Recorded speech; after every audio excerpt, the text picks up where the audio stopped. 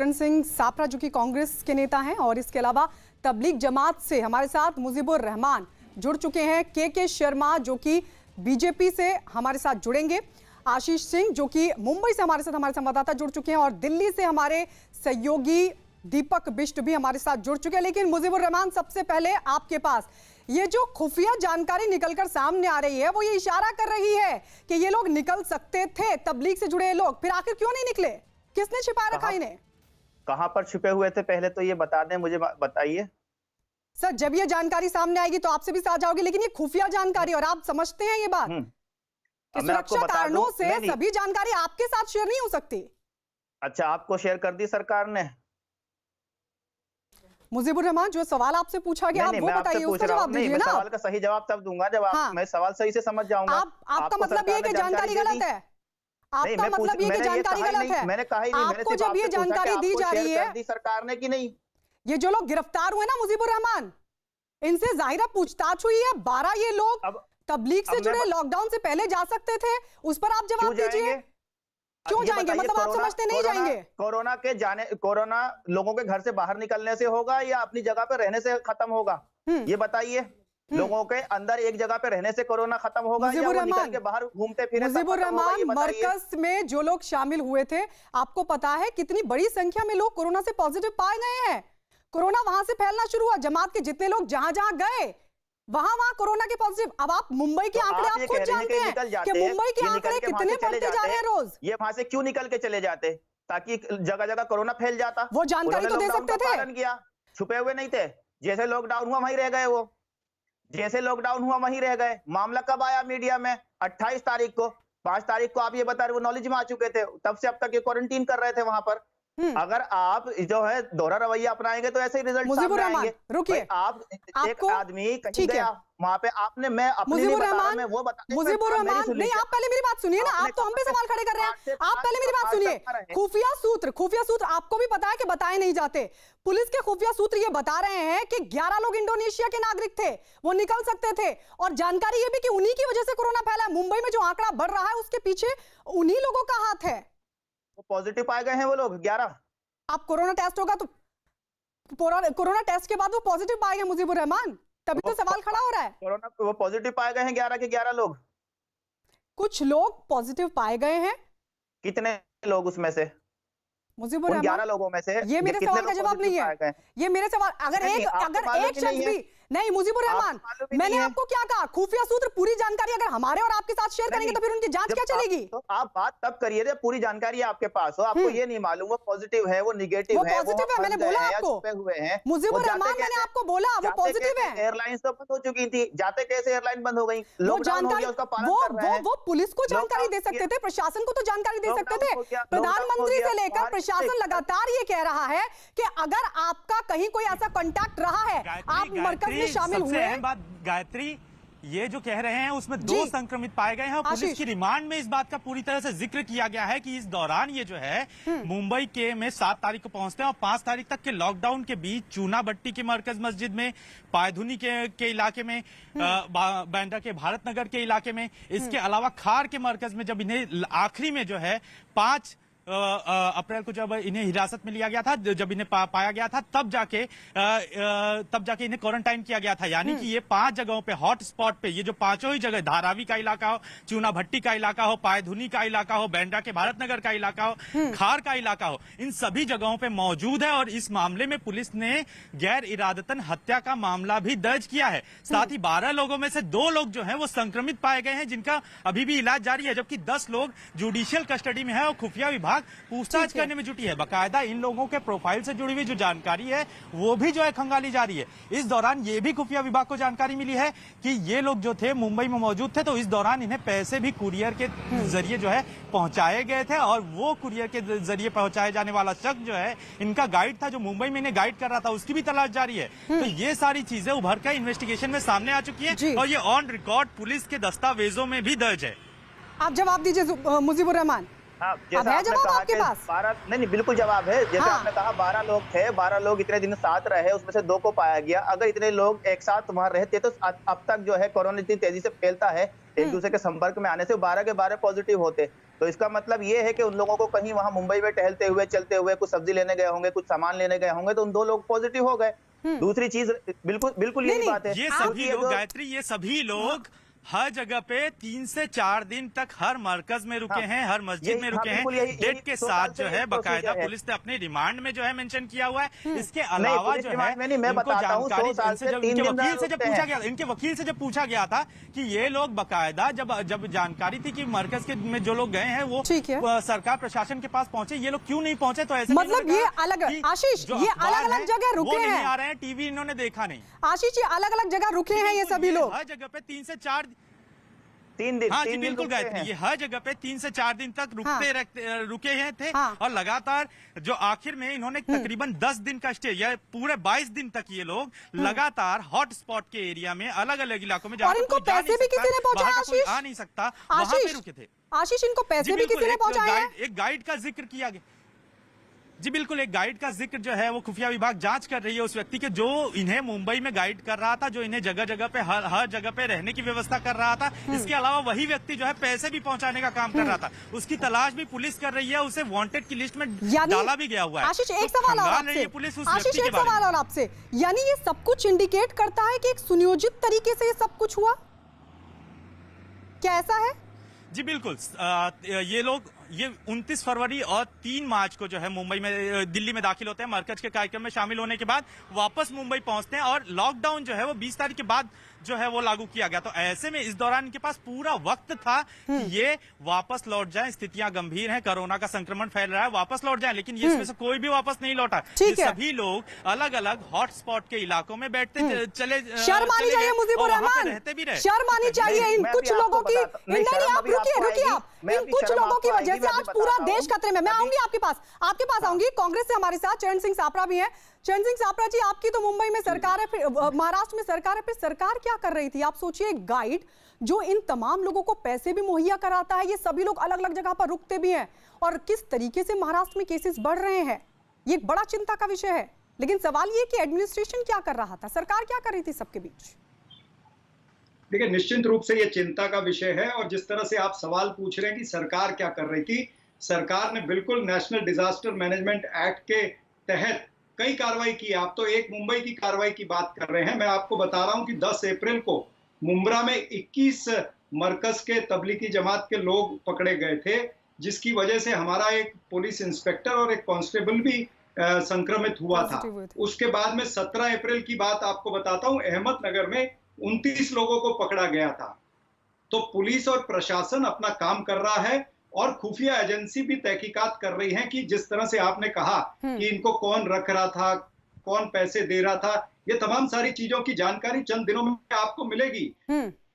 मुजीबुर रहमान बताइए, सापरा जी भी जानकारी दे रहे हैं, 8 लोग कोरोना पॉजिटिव, 2 पुलिसकर्मियों तक भी संकट पहुंचा।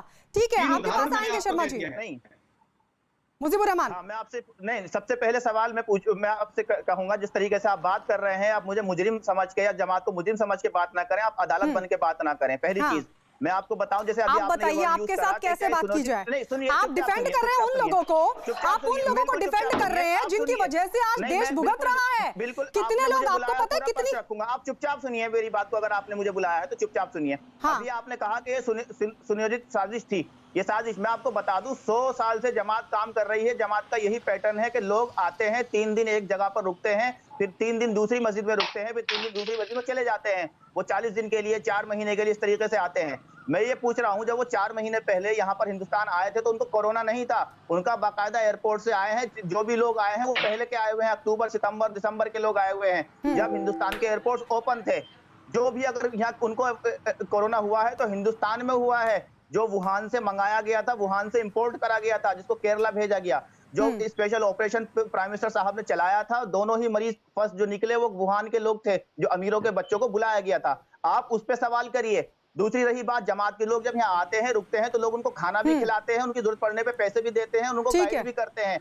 आप मतलब नहीं बाज आएंगे, कीजिए आप डिफेंड, ऑपरेशन आप कीजिए। 10 सेकंड और दीजिए, 10 सेकंड और दीजिए। इसको आप टेरर ऑपरेशन की शक्ल देके इस मामले में जो है आशीष, 1 सेकंड आशीष, आशीष कुछ कह रहे हैं, आशीष बोलिए। इस पूरे मामले में पुलिस ने फॉरेन पासपोर्ट एक्ट के तहत 14B के तहत भी कार्रवाई की है, यानी कि ये लोग टूरिस्ट वीजा पे आए थे, ये किसी भी कार्यक्रम में इस तरह से शामिल नहीं हो सकते थे। तो ऐसे में पुलिस ने पासपोर्ट एक्ट के तहत 14B के तहत भी कार्रवाई की है, यानी कि गलत तरीके से टूरिस्ट वीजा लेकर यहाँ पर शामिल होते हैं और फिर इसके बाद यहाँ पे इस तरह के कार्यक्रमों में शामिल होते हैं। जो खुफिया विभाग है वो ये भी जानकारी। ठीक है आशीष आप रहिए, आशीष आप रहिए। दीपक कुछ कहना चाह रहा है, दीपक बोलिए। वहाँ पे भी इन्होंने कोई कार्यक्रम किया था या नहीं, इन सब चीजों की जानकारी। हाँ दीपक। देखिए गायत्री, मैं बताना चाहूँगा, रहमान साहब की भी जानकारी मैं डाल दूं कि 2000 के आसपास मरकज जमाती यहाँ पर आए थे निजामुद्दीन में। वो 2000 में से कितने लोग बाहर जाने की कोशिश कर रहे थे, कितने लोग दिल्ली में इधर उधर छिपे रहे, जबकि जमाती जितने भी होते हैं उनके बारे में मैं भी जानता हूँ कि उनको शिक्षा, जो अच्छी शिक्षा होती है उसको देने के लिए प्रसारित किया जाता है, वो अपनी शिक्षा लेकर दूसरी जगह जाते हैं। लेकिन यहाँ पर जब प्रशासन कह रहा था कि सामने आइए, सब लोग सामने आइए, चेकअप कराइए, बावजूद इसके कितने जमाती सामने आए ये बताइए। सबको जगह जगह से पुलिस और प्रशासन के द्वारा पकड़ा गया, वो तब सामने क्यों नहीं आई? जो अच्छी शिक्षा को देने के लिए जाने जाते हैं, माने जाते हैं, वो सामने क्यों नहीं आना चाहते थे? ठीक है, उनको तो सिर्फ टेस्ट करवाया जाता था। जी बिल्कुल दीपक, लेकिन यहाँ पर ऐसा नहीं हुआ। बीजेपी के के शर्मा भी इस वक्त हमारे साथ हैं। के शर्मा जी, सुना आपने मुजीबुर रहमान लगातार डिफेंड कर रहे हैं, उनके सामने तमाम चीजें रखी गई कि किस तरीके से पुलिस ने जब पूछताछ की तो ये तमाम चीजें इन्वेस्टिगेशन में सामने आ चुकी हैं। उसके बावजूद भी मुजीबुर रहमान समझने को तैयार नहीं। अब लगातार प्रशासन तब से यही कहता आ रहा है कि जो लोग भी मरकज में शामिल हुए थे वो आके अपनी जानकारी साझा करें, उसके बावजूद कितने लोग सामने आए? देखिए गायत्री जी, कुछ लोग जो होते हैं वो मोर्चा पर, लेकिन जब जानबूझ कर पिछले 1 महीने से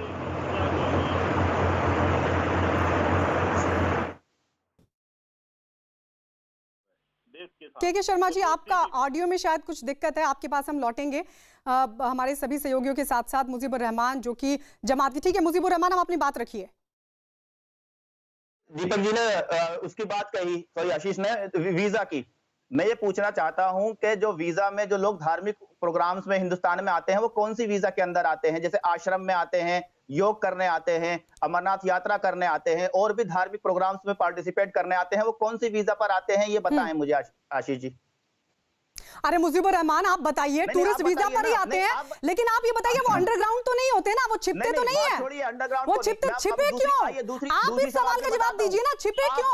आपकी खुद की जिम्मेदारी भी बनती है, आपके भी कुछ कर्तव्य हैं देश के प्रति, नागरिकों के तौर पर आपके भी कुछ कर्तव्य हैं, लेकिन उसके बावजूद भी ये सभी लोग अंडरग्राउंड हो गए। सुनिए ना, जवाब सुनिए, ये बताइए पहली बार सरकार ने कब कहा उनसे कि सामने आइए, इलाज कराइए, आपको कोई दिक्कत नहीं होगी? बताइए मुझे, डेट बताइए पहली बार कब सर्कुलर निकाला भारत सरकार ने? अच्छा, और अगर डेट बता दी आप तो आप क्या करेंगे?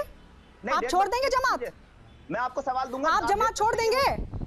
बताइए आपको अगर सर्कुलर निकाला हो, नहीं, आप मुझे बताइए, आप तबलीग जमात छोड़ देंगे? डेट बता दी आपको तो जमात के लोग सामने आए और मुजीबुर रहमान आप कुतर्क कर रहे हैं। अब आपको डेट पता चल भी गई तो हो क्या जाएगा? आप मुझे बताइए, 1 महीने तो लॉकडाउन को हो गया है, कितने जमाती सामने आए? उनको लगातार खोजा जा रहा है। आपको पता है देश भर में जमाती जा चुके हैं।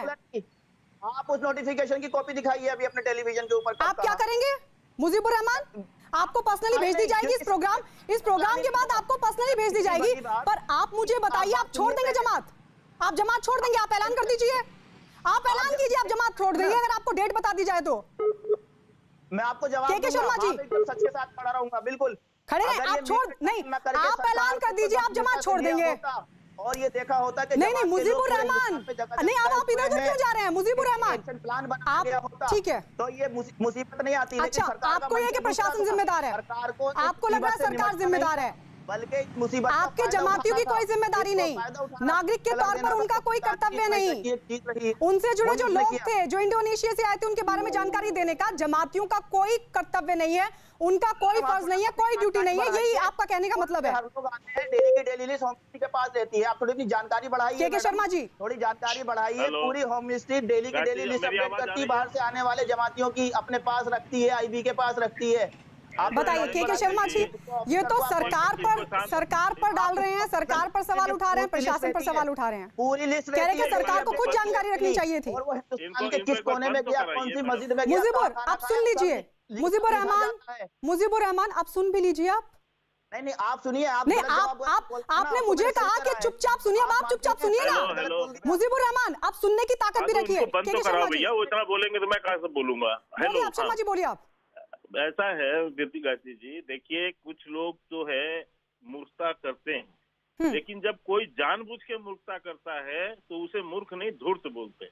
पिछले 1-1.5 महीने से ये मुर्तजा, ये जो उसके तबलीगी के जो प्रवक्ता हैं, ये टीवी चैनल में बैठकर लगातार कुतर्क करते हुए अपनी धूर्तता का प्रदर्शन कर रहे हैं, और एक नहीं और बहुत बदतमीजी के साथ ये जो अपने कुतर्क रखते हैं, इनसे जरा ये पूछिए कि इनके जो मौलाना साद हैं वो कहाँ छुपे बैठे हैं, वो चोर की तरह क्यों भाग रहे हैं। इतना बड़ा मसला था, जमात इतना बड़ा मसला था, कोरोना पूरा हिंदुस्तान में फैल सकता था। भारत सरकार ने जो सर्कुलर निकाला, नोटिफिकेशन निकाला कि जमात को लेकर के हम क्या करेंगे, क्या हम बाकी राज्यों के स्टेप होने चाहिए, वो सर्कुलर नोटिफिकेशन की कॉपी दिखा दीजिए आप। नोटिस के बाद भी वो पुलिस के सामने नहीं आते, कानून का सामना नहीं करते, और इसी तरह उन्होंने जमातियों को जगह जगह जो जमाती यहाँ से निकले, उन लोगों ने जाकर वो जगह जगह छुपे, और उनको छुपाया किसने?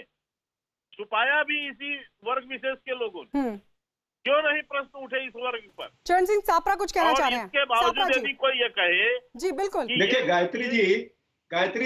गायत्री जी सवाल ये है कि अगर ये मरकज के लोग टूरिस्ट वीजा पर आते हैं तो टूरिस्ट वीजा का भी एक वो टाइम बाउंड होता है, ऐसा नहीं 15 दिन का होगा या 21 दिन का होगा। तो जब सरकार को पता चला कि इनके टूरिस्ट वीजा एक्सपायर हो गए, केंद्र सरकार के पास सारा रिकॉर्ड रहता है, इमिग्रेशन के पास होता है, तो उसी समय क्यों नहीं इनको पकड़ा गया? एक चीज। दूसरी चीज, अगर मौलाना साद कहीं पर छुपे हैं तो हमारी एजेंसियां क्या कर रही है, हमारी रॉ क्या कर रही है, हमारी इंटेलिजेंस एजेंसी, पुलिस फोर्स, ये तमाम सारी चीजें जो केंद्र सरकार के अंडर है, वो केंद्र सरकार क्यों नहीं पकड़ पा रही है?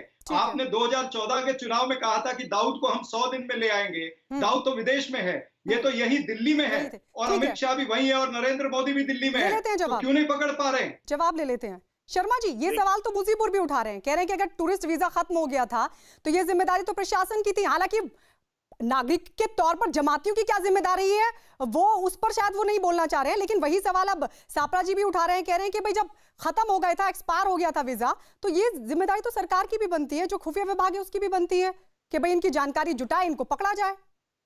ऐसा है गायत्री जी, टूरिस्ट वीजा जो है उनका खत्म नहीं, जब वो यहाँ जमात में शामिल हुए तब तो उनके पास वीजा था ऑलरेडी, उनकी वैलिड भी उसमें था, तो उस समय तो कोई टाइम बाउंड होता है ना। सुनिए भैया, मेरी बात सुनिए। और आप चावला साहब, आप महाराष्ट्र की ये घटना है, आपकी वहाँ पुलिस क्या है, दही जमी हुई आपकी पुलिस को?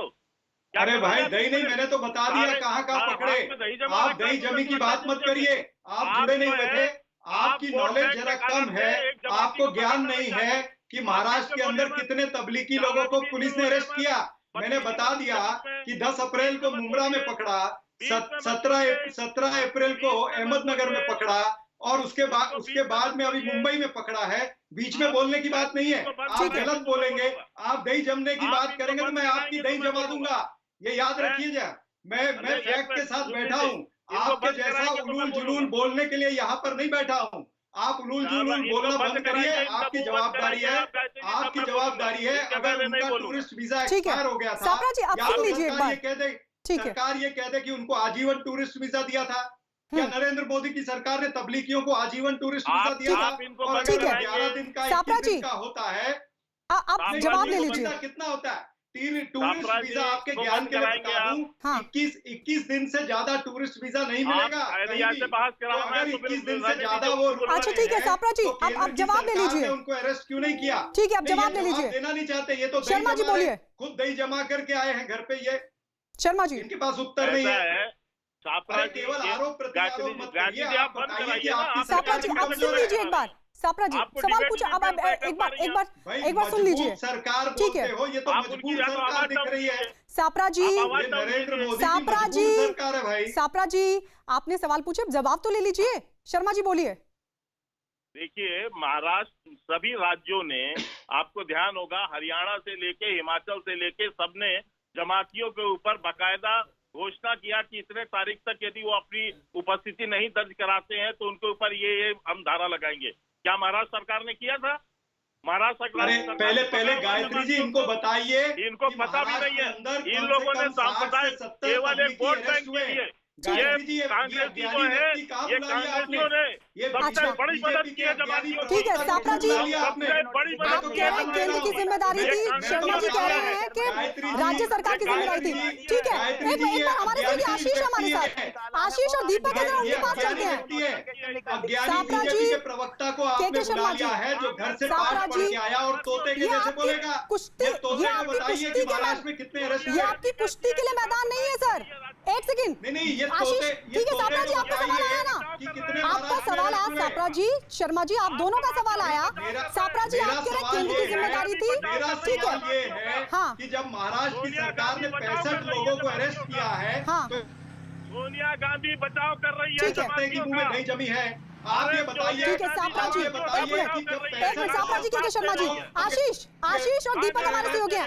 आशीष, इधर शर्मा जी ये कह रहे हैं कि महाराष्ट्र सरकार की जिम्मेदारी थी, तो वही सापरा जी कह रहे हैं केंद्र की जिम्मेदारी थी। आप बताइए ये पूरी प्रक्रिया कैसे होती है? अगर टूरिस्ट वीजा एक्सपायर हो जाता है तो फिर ये किसकी जिम्मेदारी बनती है कि उनके बारे में जानकारी जुटाई जाए?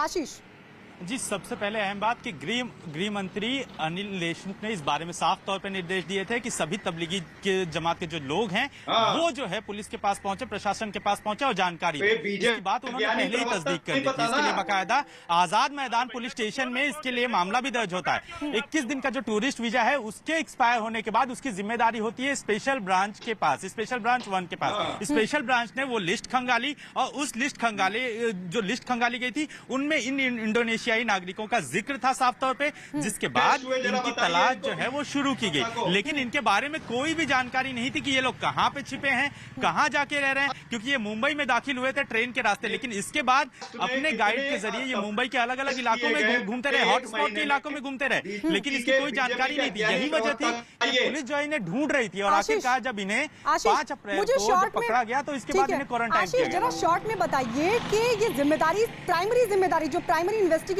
होती है, अगर कोई खुद से जानकारी नहीं देता तो वो जिम्मेदारी पहले किसकी बनती है? जी, सबसे पहले ये जिम्मेदारी जो है वो SB1 स्पेशल ब्रांच के पास आती है। स्पेशल ब्रांच जो है वो इन्वेस्टिगेट करता है और इसकी जानकारी जो पुलिस स्टेशन है उसको मुहैया कराता है कि जो उस जुडिक्शन में लगता है व्यक्ति जहां पे उसने अपनी जानकारी दी है कि वो वहां पर जाके रुका है, वहां पर इसकी जानकारी अवेलेबल करवाता है। तो ये पूरी जिम्मेदारी SB1 के पास आती है। SB1 ने भी वही काम किया। SB1 ने पूरी जानकारी इकट्ठा की थी और इसके बाद जितने भी पुलिस स्टेशन थे उनको जानकारी दे दी थी कि तबलीगी जमात के इतने लोग जो है वो मुंबई में आए हुए हैं, क्योंकि ट्रेन की सूची के जरिए उन्हें जानकारी मिल चुकी थी। इसके बाद जो है पुलिस स्टेशन को आगाह किया गया था। मुंबई के सभी ये भी बताइए स्पेशल ब्रांच किसके अंदर काम करती है? जी, स्पेशल ब्रांच जो है वो मुंबई पुलिस के अंडर काम करती है। स्पेशल ब्रांच जो हर स्टेट का जो पुलिस स्टेशन होता है, जो कमिश्नरेट होता है, उसके अंडर में काम करती है। और सबसे अहम बात कि उसकी जिम्मेदारी, उसकी सीधे रिपोर्टिंग जो है वो गृह मंत्रालय को होती है। मैं बोल सकता हूँ यानी दीपक, जिस तरीके से आशीष बता रहे हैं, आ रहे हैं सर आपके पास, शर्मा जी आपके पास भी आ रहे हैं, सापरा जी आपके पास भी आ रहे हैं, थोड़ा समझ तो लें कि आखिर जो पहली जिम्मेदारी है वो बनती किसकी है? दीपक, जिस तरीके से आशीष बता रहे हैं कि स्पेशल ब्रांच पहले इन्वेस्टिगेट करती है, मुंबई पुलिस के अंडर आती है, यानी जो पहली जिम्मेदारी है वो राज्य सरकार के प्रशासन की बनती है। दीपक,